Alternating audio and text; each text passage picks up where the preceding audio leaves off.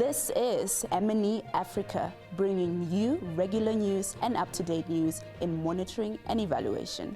Good day, welcome to M&E Africa. Hope you're well and that you're still keeping safe. Clear AA is still operating. Our work hasn't completely come to a halt. We have kept really resilient and adapted to the situation. So if you do need to get hold of us, we are available at clear.anglophone.africa@wits.ac.za. That's our email address. And we are also available on social media. Recently, during the Local Evaluation Week, we hosted a series of events under the theme How to Conduct Digital MERL During COVID-19. We have Korstian from Genesis Analytics, we have Jerusha from Data Innovators, and we have Teki from the African Digital Rights Hub.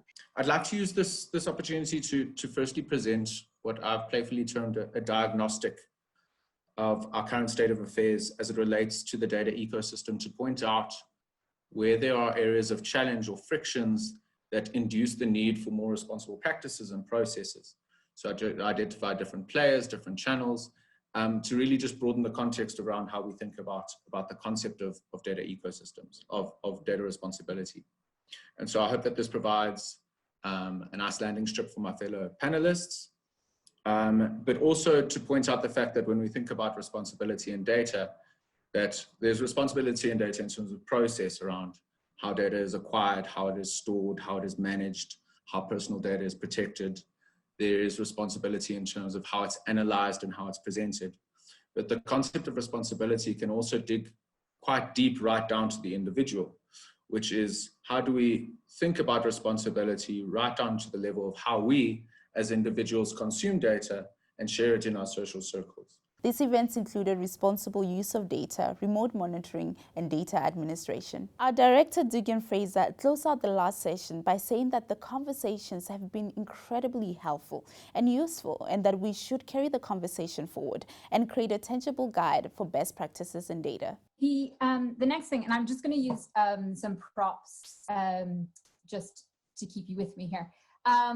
So how you measure. So the methods you use to measure in remote monitoring, I'm going to represent that by using my phone, my mobile phone.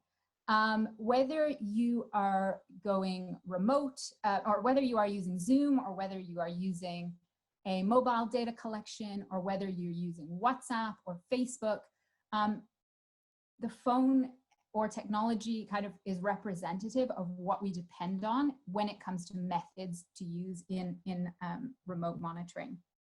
And I think in the short term, you can basically say, you know, this was our monitoring plan or evaluation plan before coronavirus happened, and how are we just going to carry out those exact same surveys or methods using technology and data. So we're just going to take the same focus group discussion that we had planned and we're going to put it on Zoom, or we're going to take the exact same survey we had planned and we're going to run it remotely using web surveys instead of going to people's houses or phone calls.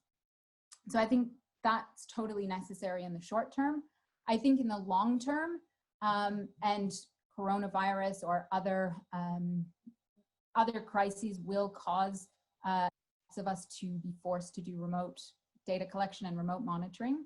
We need to break this body of work into some elements. We may want to adopt some standard practices. We may want to think of innovative ways of doing things and different ways of combining data sets. It's not just during emergencies that we might want to do this, but what are the things that we can do right now? What are the things that we want to explore and innovate around together? From where I sit, there is an even stronger call for responsible collection and use of data during this pandemic.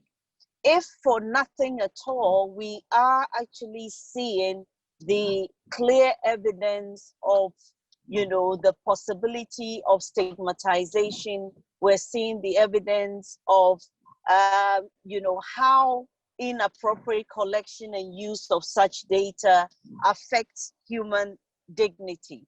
Now, we need information, and there's no two ways about that. We need the data, but it is very important that we pay attention to the fact that need should not override key principles, ethical and legal principles in terms of how such data is collected and handled. Now, what are some of the questions we should ask ourselves if we want to collect and use these data critically? Are we being transparent enough, about our processes of collection, about our processes of using the data, and about our intention of what the information will be used for eventually? Are we collecting just what we need, or we are hanging? Everybody now recognizes the fact that data is the new oil. We are therefore calling on all practitioners to join this responsible data project. Go to our website to register your name if you want to be part of the project. And let's engage further. If you are watching this on YouTube or on your social media platforms, click on the link in the description text below and let's have the conversation.